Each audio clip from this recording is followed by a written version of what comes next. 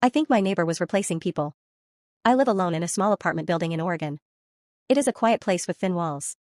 You start recognizing sounds after a while. Every morning at exactly 7:40, my neighbor Mark from apartment 4B drags his feet down the hallway. I hear it every day. One night, I was scrolling on my phone when someone knocked on my door. I checked the time. It was 2:17 in the morning.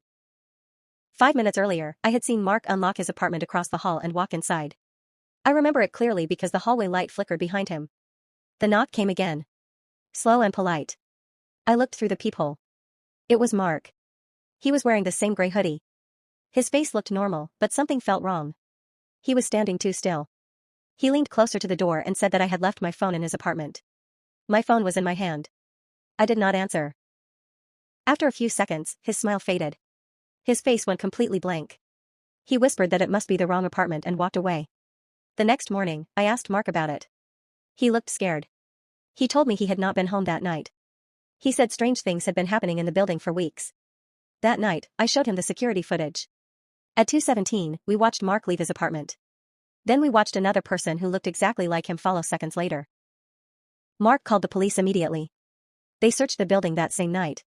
In the basement storage room, they found a man wearing stolen clothes and a realistic mask. He had been copying residents and waiting for chances to replace them. The police arrested him. The building installed better cameras and security lights the next day. Mark moved out a month later. Before leaving, he thanked me for not opening the door that night. The building feels quiet again now. Normal quiet. And every morning at 7:40, I feel relieved knowing the footsteps I hear are real.